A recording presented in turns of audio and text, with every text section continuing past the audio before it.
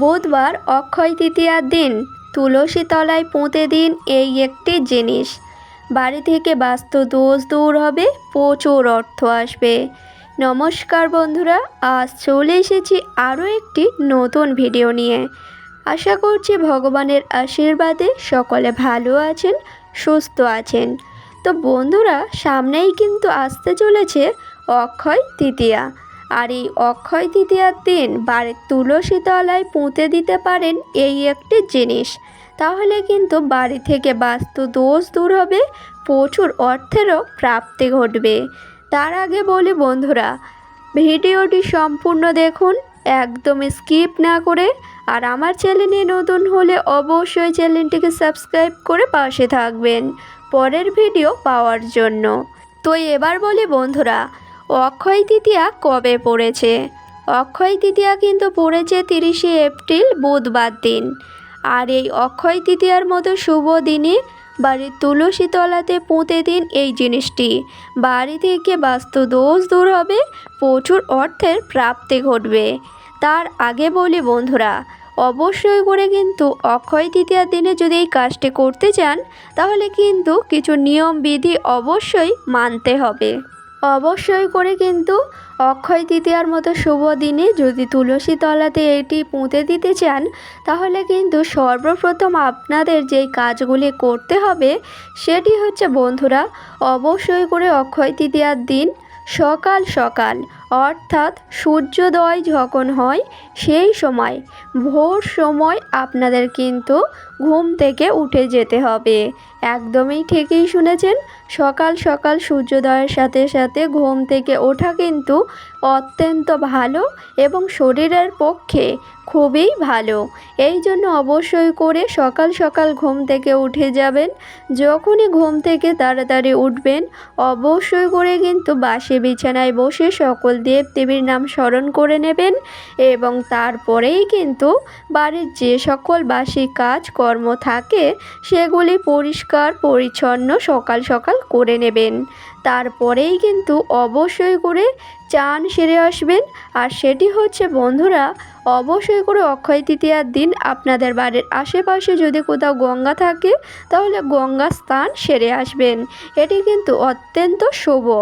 এই জন্য শুভ অক্ষয় তৃতীয়ার দিন যদি গঙ্গা থেকে চান সেরে আসতে পারেন, তাহলে কিন্তু এটি অত্যন্ত ভালো হবে এবং আপনাদের শরীর স্বাস্থ্য সারা বছর সুস্থ থাকবেন, নিরোগ থাকবেন। এই কারণে অবশ্যই করে অক্ষয় তৃতীয়ার দিন সকাল সকাল ঘুম থেকে উঠে যাওয়ার পরেই অবশ্যই করে বাড়ির যে সকল কাজকর্ম থাকে সেগুলি সকাল সকাল পরিষ্কার পরিচ্ছন্ন করে নিতে হবে। অবশ্যই করে বন্ধুরা, আপনারা চেষ্টা করবেন সবসময়ের মতো বাড়ির সদর দরজা সবসময় পরিষ্কার পরিচ্ছন্ন করে রাখার। একদমই ঠিকই শুনেছেন, বাড়ির সদর দরজা যেন সবসময় পরিষ্কার পরিচ্ছন্নই থাকে। তার কারণ হচ্ছে মা লক্ষ্মীর আসার স্থান হচ্ছে বাড়ির সদর দরজা। ভুল করেও যেন না বাড়ির সদর দরজায় জুতো ঝাঁটা নোংরা আবর্জনা করে একদমই রাখবেন না। চেষ্টা করবেন বাড়ির সদর দরজা সবসময় পরিষ্কার পরিচ্ছন্ন করে রাখার। তারপরেই যখন বাড়ি ঘর পরিষ্কার পরিচ্ছন্ন হয়ে যাবে, সকালের কাজকর্ম পরিষ্কার হয়ে যাবে, আপনারা অবশ্যই করে গঙ্গা স্নান সেরে আসবেন। আসার পরেই কিন্তু আপনাদেরকে যে কাজটি করতে হবে সেটি হচ্ছে, একটি শুদ্ধ বস্ত্র পরার পরেই চলে যাবেন ঠাকুর ঘরে।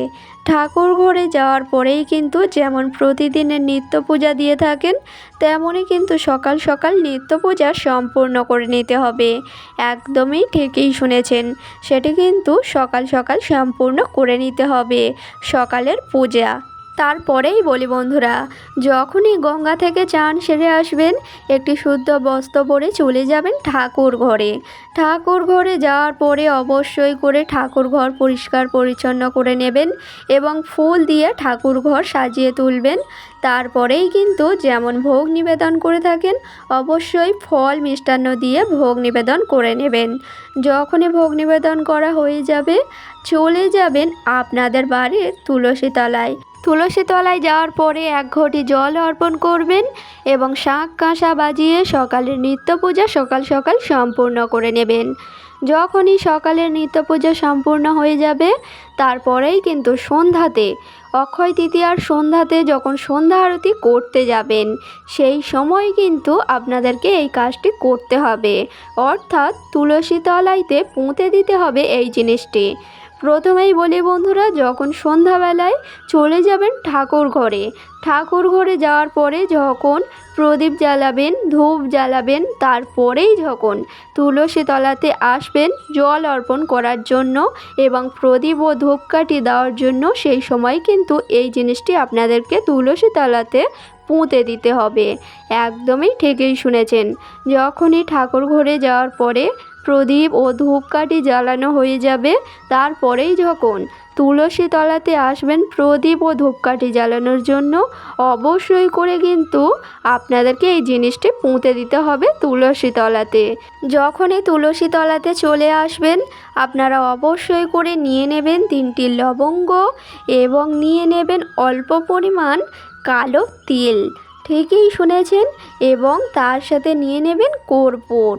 একত্রে নিয়ে তুলসী তলার মাটির নিচে পুঁতে দেবেন এই জিনিসগুলো। অবশ্যই করে দেখবেন বাড়ি থেকে বাস্তু দোষ তো যাবেই, এবং মা লক্ষ্মী এবং ভগবান শ্রীকৃষ্ণের আশীর্বাদে বাড়িতে প্রচুর অর্থ ও সৌভাগ্যে ভরে উঠবে। এই কারণে অবশ্যই করে শুভ অক্ষয় তৃতীয়ার দিন তুলসী তলার গোড়াতে পুঁতে দিন 3টি লবঙ্গ এবং কালো তিল এবং কর্পূর। একত্রে নিয়ে তুলসী তলার গোড়ার দিকে একটু মাটি খুঁড়ে সেই সামগ্রীগুলি পুঁতে দিন। দেখবেন বাড়িতে যদি কোনো বাস্তু দোষ, নেগেটিভ এনার্জি থাকে তা কিন্তু একেবারে দূরে চলে যাবে। এই কারণে বন্ধুরা শুভ অক্ষয় তৃতীয়ার দিনে বাড়িতে এই কাজটি অবশ্যই করুন। সন্ধ্যাতে অবশ্যই তুলসী তলায় পুঁতে দিন এই সামগ্রীগুলি। বাস্তু দোষ, নেতিবাচক শক্তি একেবারে দূরে যাবে এবং বাড়িতে আসবে প্রচুর অর্থ ও সৌভাগ্য।